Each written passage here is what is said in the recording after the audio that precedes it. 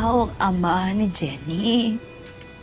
Simula nung pinanganak ko siya, hanggang ngayon, ikaw lang ang kikilalanin niyang ama.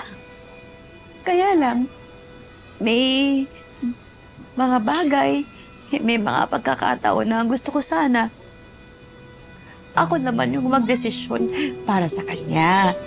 Kagaya ng pagdesisyon mo na sumali na siya doon sa bootcamp? Naisip ko lang na hindi naman sa lahat ng pagkakataon yung gusto ko lang ang gagawin ni Jenny. Malay nyo nga, tama kayo na hindi naman mangyayari sa kanya yung pinagdaanan ko. O kaya magawa niya yung hindi ko nagawa dahil sa isang malaking pagkakamali. Ayaw ko siyang matulad sa akin. Isang malaking kalunan. Nay, bebe ko. Uy, hindi ka talunan. At hindi talunan yung anak natin. Oo, bumagsak ka. Pero ang nakakabilib sa'yo, bumangon ka sa pagkakabagsak mo. Nung pinanganak mo si Jenny, nung sinimulan mo uling lumaban sa buhay, pinatunayan mo sa lahat na hindi ka magpapatalo sa kahit na anong ibabato nila sa'yo. Kaya naniniwala ako na hindi magiging talunan ng anak natin, na magtatagumpay ang anak natin kasi kagaya mo siya. Galing siya sa'yo. Hindi lang boses mo ang minana ni Jenny. Namana rin niya yung puso mo.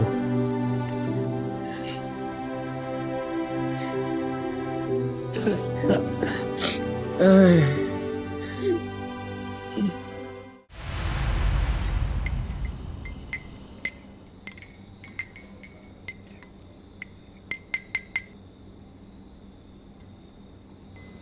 Iniisip mo ba si Megan?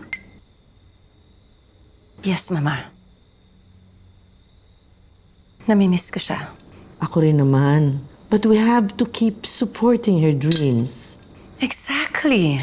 Pero minsan, naiisip ko kung iba sana ang gusto niya. Hindi na niya mapagdaanan itong pressure or expectations ng ibang tao.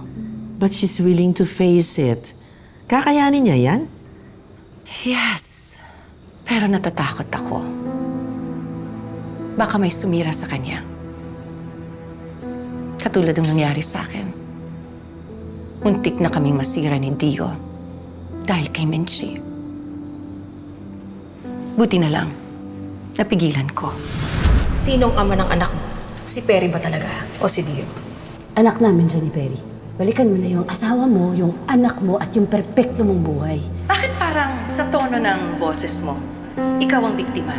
Baka hindi mo natatandaan kung sino sa atin ang may kasalanan. Tara, huwag ka na masyadong mag-alala. Gagawin ko ang lahat. Tulad na ginawa ko kay Dio at sa'yo. Para protektahan si Megan sa lahat ng gustong sumira sa kanya.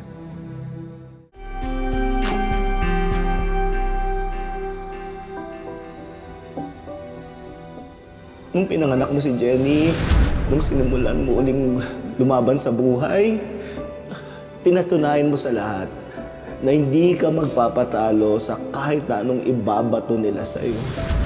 Dio, ano pong nagbunga yung ginawa natin? Maapektuhan tayo pareho dun. Lalo na ikaw.